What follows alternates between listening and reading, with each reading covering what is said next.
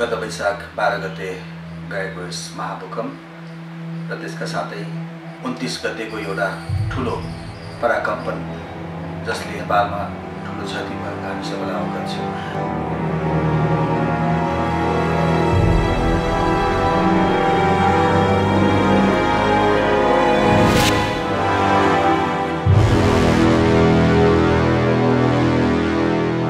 हाम्रो एउटा संस्था पनि छ, एउटा non profitable non government organisation flame of hope Nepal, आशाको ज्योति नेपाल।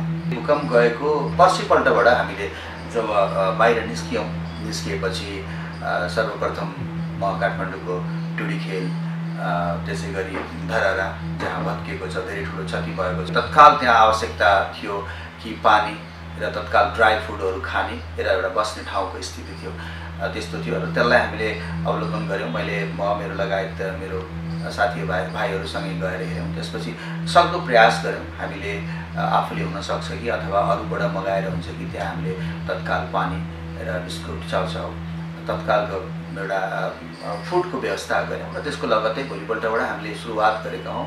जस्तै ललितपुरको खोकना नेक्स्ट डे त्यहाँको लागि हामीले डक्टर्स, एउटा मेडिकल टिम, त्यसको साथसाथै तत्काल राहतका सामग्रीहरू, लत्ता कपडासित अथवा हस्पिटलमा गएर हामीले जम्मा गरेर भोलिन्टियर डक्टर्सहरू I2Weले हामीलाई सपोर्ट गरे। बाहिर जिल्लामा खबर आउँदै हुन्छ, हामी चाहिँ त्यहाँ पुग्दै हुन्छ। त्यहाँका लगभग हामीले 300-400 मान्छेहरूलाई हामीले एउटा चाहिँ हेल्थको ट्रिटमेन्ट पनि गरायौँ।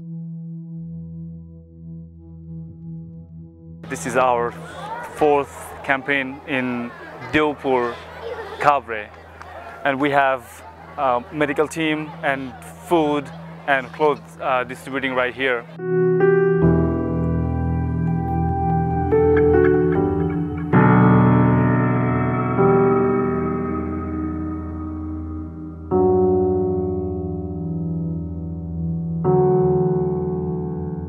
कसैले अराएर यो गर भनेर गर्नुभन्दा आफ्नो मनले हैन मैले यो गर्नुपर्छ, यो मानवताको नाता हो, एउटा मानवको कर्तव्य हो भन्ने सोच्यो भने त डेफिनेटली पनि कुनै गाह्रो पनि कुनै अप्ठ्यारो पनि हामीलाई गाह्रो अप्ठ्यारो लाग्दैन रहेछ।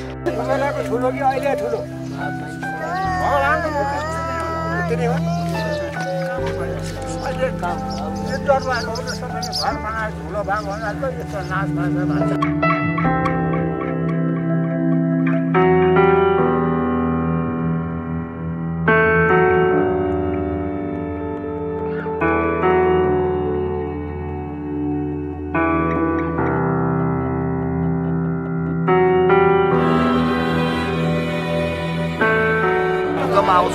मान्छे मर्छन् अनि राहतमा आउँछौँ भनेर नसोचौँ, हामी पूर्व तयारी गरौँ। यो कुरा हुन्छ भने मैले थाहा थियो भने हामी पूर्व तयारी गरौँ। यहाँ जति पनि हुनुहुन्छ आज यसरी आएर माल बिरुवा चामल यसरी बाँड्न पाउँदाखेरि उहाँहरूको आँखामा चाहिँ एउटा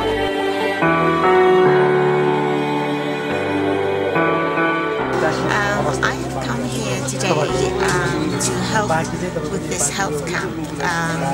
Akash, who is the director of Flame Nepal, has organised this health camp in this remote village in Nepal, and it is providing vital help and support to the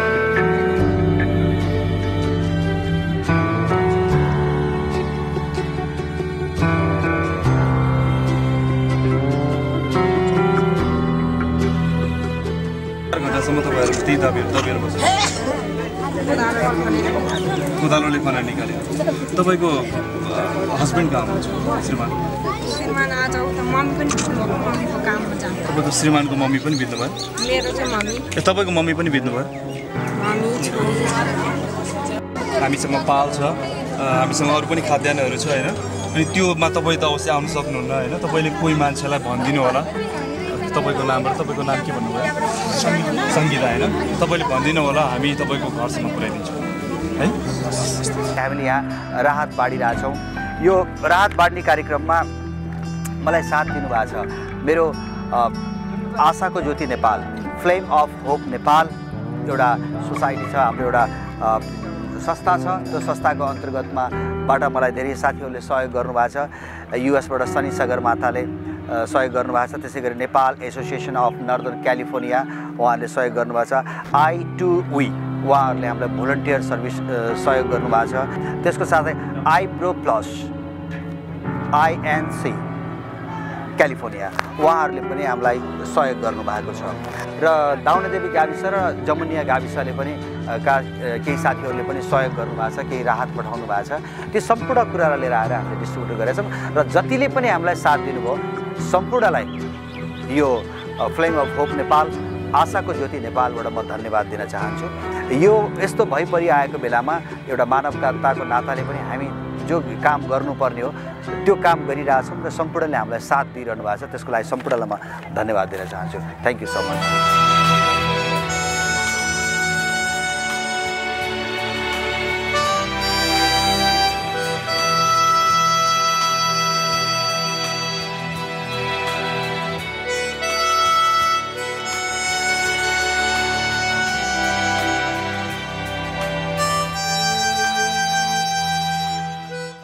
यसको लगतै फेरि हाम्रो एउटा टिमले यता बाँड्ने जाने चलिरहेछ, एउटा टिमले किनेर लिएर आउने काम गरिरहेछ। फेरि नेक्स्ट अर्को लट हाम्रो आइपुग्यो। फेरि त्यसै गरी हामी चाहिँ काभ्रेपछि धादिङ गयौँ। धादिङको चाहिँ तसरपुर र थाक्रे दुईवटा गाविसम्म गएर हामीले झन्डै 300 देखि 400 जनाहरूलाई त्यहाँ पनि हामी त्यसै गरी खाद्यान्न साथसाथै तिरपाल पाल उहाँहरूलाई तत्काल के नेसेसरी छ त्यो चिज बाँड्यौँ।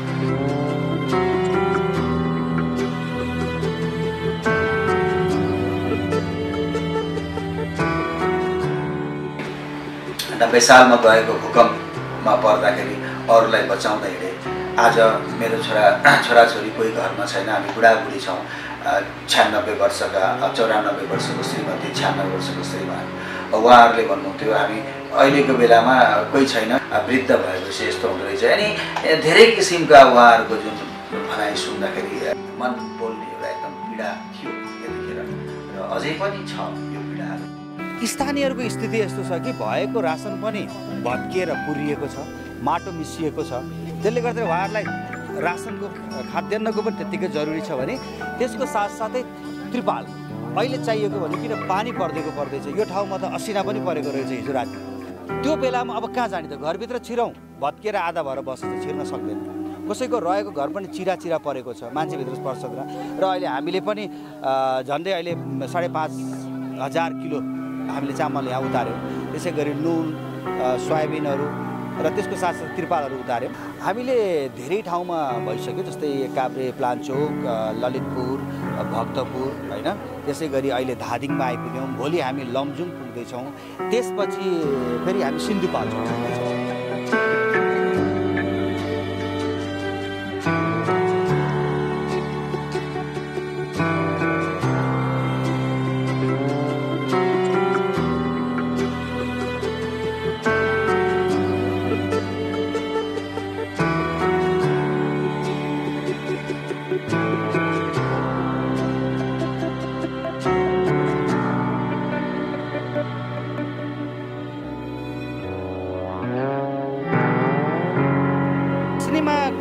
स्थिति अहिले सबैलाई थाहा छ।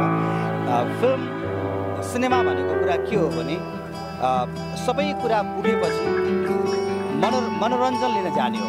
एउटा खुसीको समय बिताउन 2 घण्टा 1.5 घण्टा बसेर आनन्द लिन जाने हो। अहिले देशमा यस्तो स्थिति भइरहेछ भने त्यो सिनेमा भवन राम्रो भए तापनि जनता हलसम्म गएर सिनेमा हेर्ने स्थिति छैन, किनकि देश सङ्कटमा छ, देश रोइरहेछ।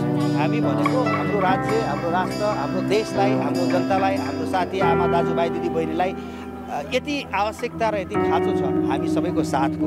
त्यसले गर्दाखेरि हामी अहिले त्यो साथ लिउँ।